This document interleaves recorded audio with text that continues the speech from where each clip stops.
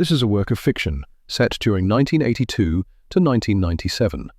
While characters and events are created for storytelling, they reflect documented farming experiences and historical economic conditions of that era. Ray Hutchins stood in his machine shed, staring at the rust spots on his 1965 John Deere 4020. The tractor was 17 years old. Paint flaked off the hood. The seat had 3 different patches of duct tape, but the engine turned over every single morning. His neighbor, Tom Becker, pulled up in a brand new pickup truck. Tom climbed out wearing clean coveralls and a smile. "Ray, you still running that old dinosaur?" "Starts every time," Ray said. "I just signed papers on a John Deere 4440, Tom said. 120 horsepower, climate-controlled cab, stereo system. Cost me $48,000, but the dealer gave me great terms." Ray felt something twist in his stomach. His wife Linda had been asking about a new tractor for 2 years. Their 3 kids needed new school clothes. The farmhouse kitchen still had linoleum from 1959. But Ray remembered what his father told him before he died. Never owe more than you can pay back in 2 bad years. "That's real nice," Ray said. "Hope it works out for you." Tom laughed and slapped him on the shoulder. "Ray, you can't farm forever with museum pieces. Banks are lending at 12%. Corn's at $2.60 a bushel. Land values going up every month. This is the time to expand."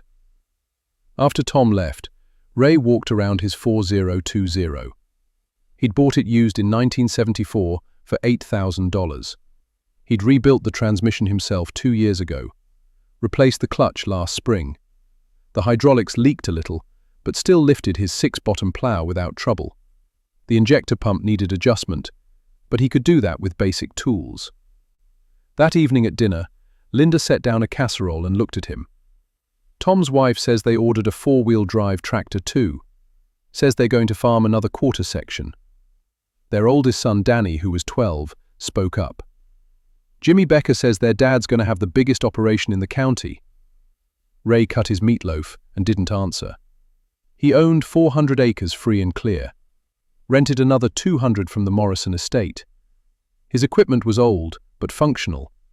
He had $18,000 in the bank. Not much, but it was paid for. "We doing okay, Dad?" Danny asked. "We're doing fine," Ray said. Over the next 3 months, Ray watched Tom's new equipment arrive. The 4440 gleamed red and green in the spring sunlight. The 4-wheel drive arrived in April, a massive 8,640 with articulated steering. Tom hired 2 seasonal workers. He rented the old Peterson farm, another 400 acres. He bought a 12-row planter to replace his 8-row. Ray planted his corn with his 4020 and his old 6-row planter. The planter had belonged to his father. Ray had welded new gauge wheels on it and replaced all the seed plates. It planted at 4 miles per hour, while Tom's new planter covered ground at 6. But Ray's seed went into the ground at the right depth and spacing. In June, Ray was changing the oil in his 4020 when Tom drove by in his new cab tractor. The air conditioning was running. The radio played through the open door. Tom waved but didn't stop. Linda came out to the shed with lemonade. She watched Tom's tractor disappear down the road. "You ever wish we'd done things different?" "Sometimes," Ray admitted. "But I sleep pretty good at night." The harvest that fall was decent. Ray got 138 bushels per acre on his corn. Tom got 142. The difference was 4 bushels times 600 acres, 2,400 bushels. At $2.70 a bushel, that was $6,400. But Tom's equipment payments were $3,000 a month. Ray's only debt was a small line of credit at the bank for seed and chemicals, which he paid off after harvest. Ray deposited his check and looked at his balance. $26,000. He thought about a new tractor. Then he thought about his father's advice. He ordered parts for his 4020 instead. New injectors, fuel filters, a rebuilt starter. $240. Winter came and Ray worked in his shed. He tore down the engine on his old International 806 another tractor from the 60s. The pistons were worn. He ordered a rebuild kit and spent January putting in new rings, bearings and gaskets. The work was cold and his hands got dirty, but he saved $4,000 compared to a professional overhaul. Tom spent the winter in Arizona. His wife posted pictures at the diner, beaches and golf courses. Ray saw them when he stopped for coffee. "Must be nice," the waitress said. "Must be," Ray agreed. Spring of 1983 came wet and cold. Ray planted late, waiting for the ground to dry. Tom planted early with his big equipment, pushing mud to get his crop in. By July, Ray could see the difference. Tom's early corn was stunted, yellow from poor root development. Ray's corn stood dark green and healthy. But that fall, the government announced a payment-in-kind program. Farmers could idle land and receive commodity payments. Tom signed up immediately, taking out 100 acres. Ray thought about it for 2 weeks. He decided to plant every acre he had. The PIK program meant less corn on the market, which might mean better prices. He was wrong. Corn dropped to $2.40 a bushel. Soybeans fell to $5.50. Ray's profit that year was $9,000, barely enough to cover living expenses and property taxes. Tom came by in December. His face looked different, tighter around the eyes. "Ray, you got any used equipment you'd sell? I need a grain wagon." Ray had an old Corey wagon he'd been thinking of replacing. "What's wrong with yours?" "Sold it," Tom said. "Had to make a payment." Ray sold him the wagon for $600, half what it was worth. Tom needed it, and Ray could still haul grain with his old gravity box. 3 years passed. Ray kept farming with his old equipment. He added a used combine in 1985, a 1976 John Deere 7700 that he bought at an auction for $12,000. It needed a new cylinder and concave, which cost him $2,000 in parts. He installed them himself over 2 weekends. Tom kept expanding. He bought out a retiring neighbor's equipment, financed another quarter section of land. His operation now covered over 1,000 acres. But corn prices stayed low, $2 in 1985, $2.10 in 1986. The debt payments kept coming every month regardless of prices. Ray's daughter Sarah, who was 14 now, asked him one night why they never went on vacation like the Beckers used to. "Because we pay for things before we buy them," Ray explained. "Not after." "But they have nicer stuff," Sarah said. "They do," Ray agreed, "but nice stuff don't mean peace of mind." In 1987, the farm crisis hit hard. Land values that had climbed through the late 70s started falling. Banks that had been eager to lend got nervous. Interest rates that had dropped from their early 80s peak started climbing again. Farmers who'd expanded on borrowed money found themselves trapped. Their debt exceeded their land values. The banks called it being underwater. Ray heard stories at the co-op. The Martins lost their farm. The Johnsons too. An auction every month, it seemed. Families that had farmed for 3 generations, gone in an afternoon. Tom stopped by in February of 1988. He didn't get out of his truck, just rolled down the window. His face was grey. "Ray, you know anybody looking for equipment?" "What kind?" Ray asked, though he already knew. "All of it," Tom said. "Bank wants me to sell before they foreclose. I might get to keep the home place if I can pay down the debt." "I'm sorry, Tom," Ray said, and he meant it. "You were right," Tom said, "about the old equipment, about being careful. I just thought we had to get bigger or get out." "A lot of people thought that," Ray said. Tom's auction was in March. Ray went but didn't bid. He watched Tom's 4440 sell for $19,000, less than half what Tom had paid. The 8640 brought $32,000 against a loan balance of $56,000. The equipment Tom had bought to get bigger sold for pennies on the dollar. After the auction, Ray found Tom sitting on a hay bale behind the machine shed. "You got any advice?" Tom asked.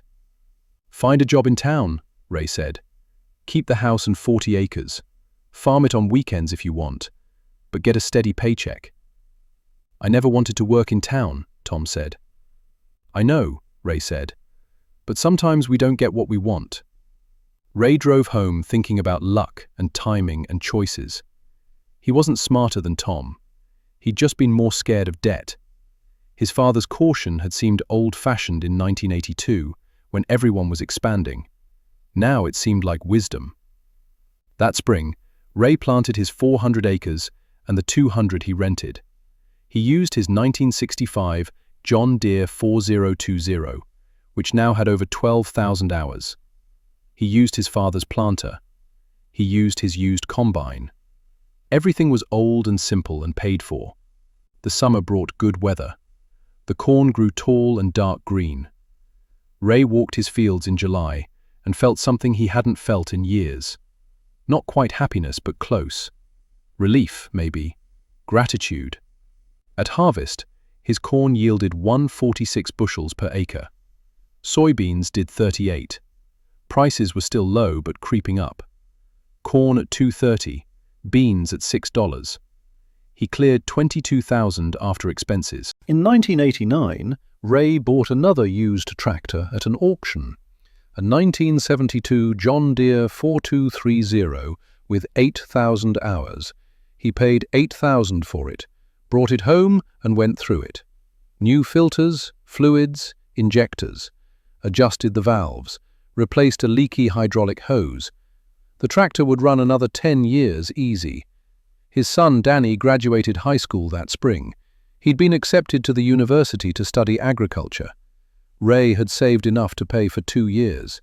Danny would have to work and get loans for the rest. "You think I should come back and farm?" Danny asked the night before he left. Ray looked at his son. Tall like his grandfather had been, good with tools, patient with machinery. "I think you should study and learn and keep your options open. Farming's harder than it looks, and it never stops looking hard." "But you stuck with it," Danny said. "I did," Ray said. "But I got lucky too. Lucky I was scared. Lucky I listened to my father. Lucky the farm crisis didn't catch me owing too much money." Danny left for college, and Ray kept farming. The years rolled past like the seasons. Plant and harvest, fix equipment all winter, watch the markets, hope for rain but not too much, hope for sun but not too much. Everything always too much or not enough.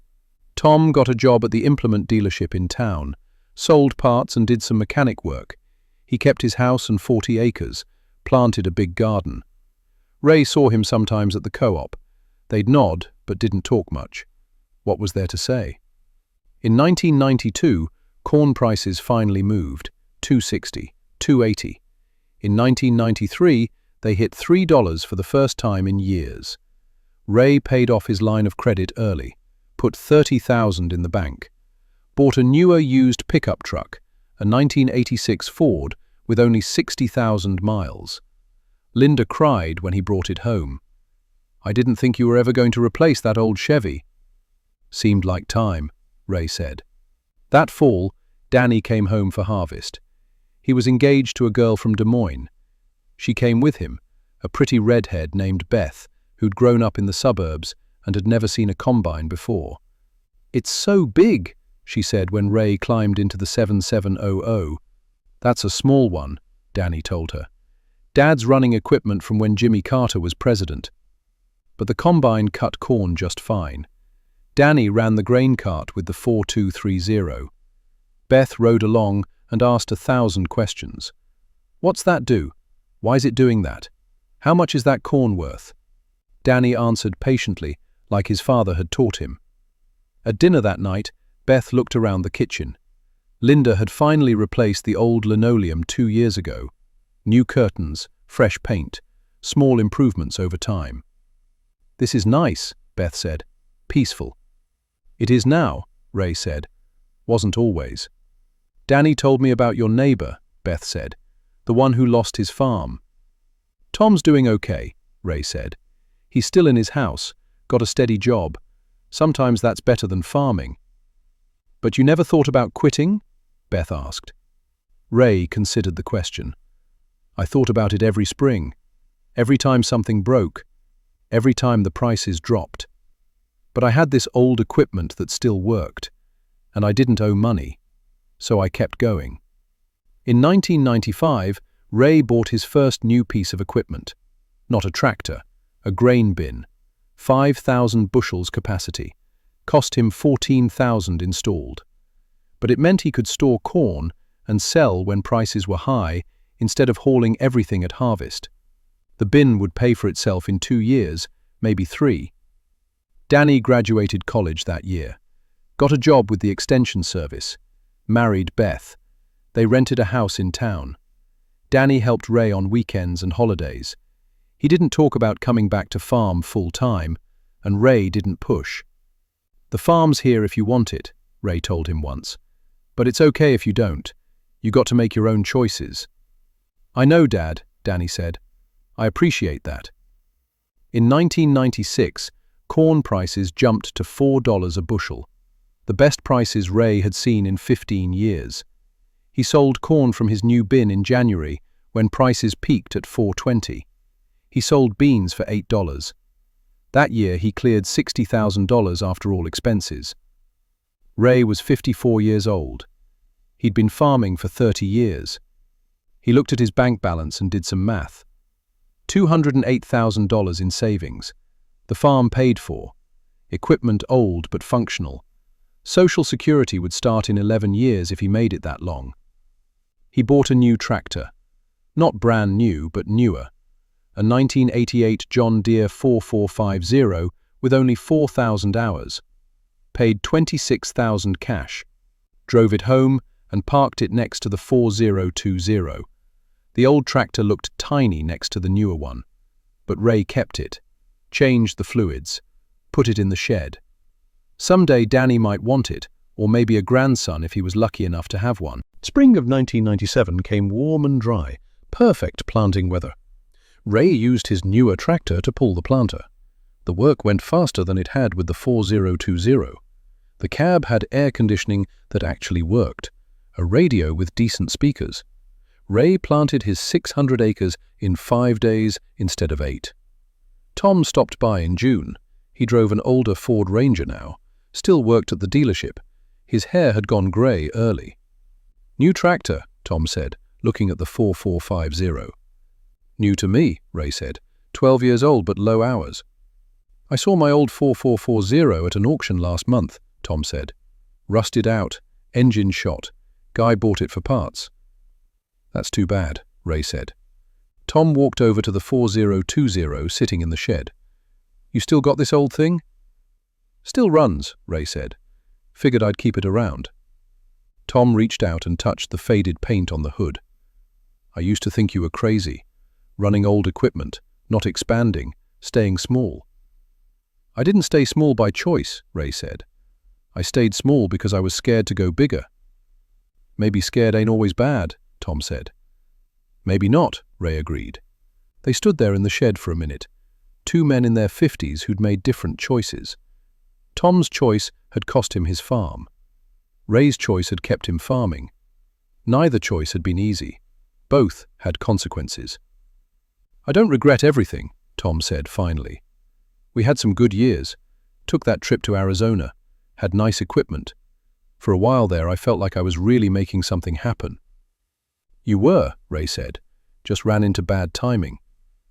"Bad timing and too much debt," Tom said. "But yeah." After Tom left, Ray walked his fields. The corn was knee-high and healthy. No weeds because he'd been careful with his herbicide applications. No disease because he'd planted good seed.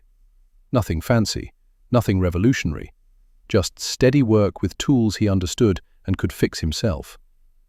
That fall, harvest came early. Ray's corn yielded 152 bushels per acre, his best yield ever. Soybeans did 41. Prices held steady at $3.20 for corn, $7.40 for beans. He cleared $58,000 after expenses. In October, Danny and Beth came for dinner. Beth was pregnant, due in March. Their first child. Ray was going to be a grandfather. "We've been talking," Danny said, "about moving back. Maybe farming with you, if you'd want that." Ray looked at his son. "You got a good job in town. Benefits, retirement plan. Why would you want to risk that?" "Because I miss it," Danny said, "and because you're not getting any younger." and because maybe if we work together, we could make it work for another generation. Farming's not easier with two people, Ray said. Just more people to worry about. I know, Danny said, but I want to try. Ray thought about his father, about the 4020 his father had helped him buy in 1974, about advice given and advice taken, about fear and caution and luck. We'd have to do it careful, Ray said. No big loans, no fancy equipment. Build slow if we build at all. I know, Danny said. You taught me that. And you got to promise me something, Ray said. You got to promise you'll never owe more than you can pay back in 2 bad years. Danny smiled. I promise. In December, Ray and Danny drew up papers. Partnership agreement. Succession plan. Ray would keep 60%. Danny would earn in. They'd farm the same 600 acres. Add more land only if they could rent it cheap. Buy used equipment only. Keep the debt low or non-existent. Ray stood in his machine shed on Christmas Eve. The 4020 sat in the corner, 32 years old now. The 4230 was parked next to it, 25 years old. Even the newer 4450 was almost 10. Nothing shiny, nothing impressive, but all of it functional, all of it paid for. He thought about Tom and the choices they'd made. Tom had gambled on growth and lost. Ray had chosen caution and survived. Neither man had been wrong exactly. The times had been wrong.